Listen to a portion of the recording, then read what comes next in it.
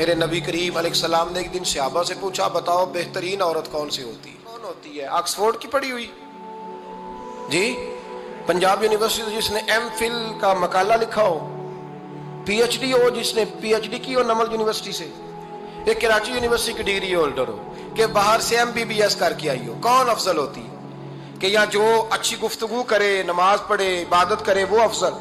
کوئی تو ایسی وجہ ہوگی نا۔ صحابہ سے حضور نے سوال پوچھا تو صحابہ نے بھی مختلف جوابات دیے۔ کسی نے کہا حضور پنجگانہ نماز پڑھنے والی، فرمایا بات تمہاری ٹھیک ہے پر تم میری مراد کو نہیں پہنچے۔ ایک نے کہا یا رسول اللہ صلی اللہ علیہ وسلم پردہ کرنے والی، فرمایا بات تمہاری ٹھیک ہے پر تم میری مراد کو نہیں پہنچے۔ ایک نے کہا حضور با پردہ عورت، فرمایا بات تمہاری ٹھیک ہے پر تم میری مراد کو۔ حضرت علی کہتے ہیں بیٹھا میں بھی تھا بیچ، لیکن میں بھی مراد کو سمجھ نہیں پا رہا تھا، حالانکہ شہر علم کے دروازے کا نام مولا علی ہے۔ فرماتے ہیں اس وقت اللہ کی حکمت تھی کہ جواب کوئی اور دے، تو حضرت علی کہتے ہیں قد بھی میرا چھوٹا تھا، بیٹھا بھی میں پیچھے تھا، تو تھوڑی گردن اور جھکا کے نا تو میں نکل گیا اور فاطمہ کے حجرے میں پہنچ گیا۔ تو میں نے کہا فاطمہ حضور نے ایک سوال پوچھا ہے تو صحابہ جواب دے رہے ہیں پر حضور کہتے ہیں تم میری مراد کو نہیں پہنچے، ذرا جلدی سے جواب نہیں دیتی؟ تو خاتون جنت ہنس پڑی، فرمانے لگی میں جواب دوں؟ آپ کو بھی کہا ہاں دیں جواب کا کیا؟ فرمانے لگے بتاؤ سب سے بہترین عورت دنیا کی کون سی، سب سے بہترین؟ تو جناب فاطمہ کہنے لگی سادہ سا جواب تھا، آپ لوگوں کو آیا کیوں نہیں؟ کہا چلو بتاؤ۔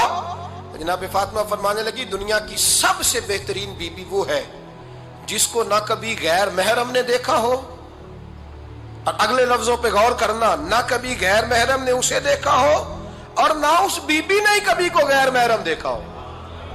یہ کوئی پڑتا نہیں کہ بی بی کہتی ہے جناب میں تو چہرہ ڈھام کے نکلی تھی، باقی میں دکاندار سب سے بات چیت کر آئی، سب کے چہرے دیکھ آئی۔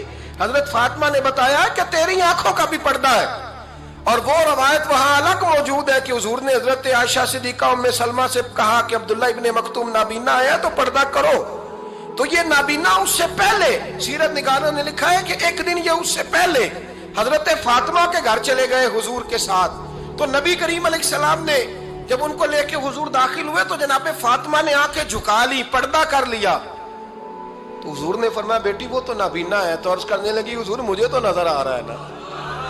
یعنی حضور نے جو ازواج کو کہا وہ بات کی، جناب فاطمہ کا جو انداز ہے وہ نرالا ہے۔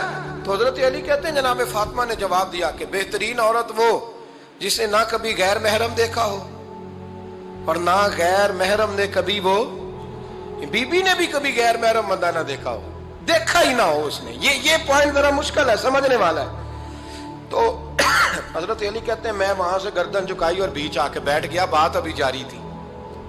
حضور نے فرمایا آتا ہے کسی کو جواب؟ تو کہتے ہیں میں نے ہاتھ کھڑا کیا، میں نے کو حضور آتا ہے، تو حضور مسکرا پڑے، فرمایا چل بتا۔ میں نے عرض کی حضور بہترین عورت وہ ہے کہ نہ کبھی اسے غیر محرم نے دیکھا ہو نہ اس نے کبھی غیر محرم دیکھا ہو۔ تو حضرت علی کہتے ہیں شاباش مجھے ملنی چاہیے تھی نا۔ حضور مسکرا پڑے، کہنے لگے میں نے تو پہلے ہی کہا ہے فاطمہ تو بدعت منی، فاطمہ میرے جگر کا ٹکڑا ہے، میں نے تو بڑا پہلے کہہ دیا ہے۔ تو کہتے ہیں صحابہ میری طرف دیکھنے لگے کہ یہ تو تعریف فاطمہ کی ہونے لگ گئی ہے۔ تو میں نے کہا کیا کریں؟ اس محبوب کو بتایا ہے جس کے لیے اللہ نے کوئی پردہ رکھا ہی نہیں، سارے پردے کھول دیے۔ حضرت فاطمہ کے وصال کا وقت آیا، انتقال کا، تو حضرت اسماء بنت امیس کو بلایا اور بلا کے فرمانے لگی تو مجھے غسل دینا اور سوائے میرے شوہر مولا علی کے کسی اور سے مدد بھی نہ لینا۔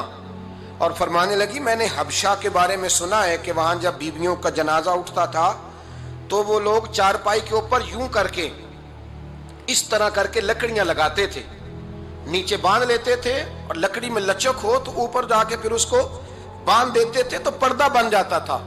فرمایا میں نے علی کو بتا دیا ہے، تمہیں بھی بتا رہی ہوں، جنازہ میرا رات کو اٹھانا اور لکڑیاں لگا کے نا تو اوپر پردہ کر لینا، میرے وجود پر پڑی ہوئی چادر پر بھی کسی کی نظر نہیں پڑنی چاہیے۔ رات کو جنازہ اٹھانا اور رات کو مجھے دفن کر دینا۔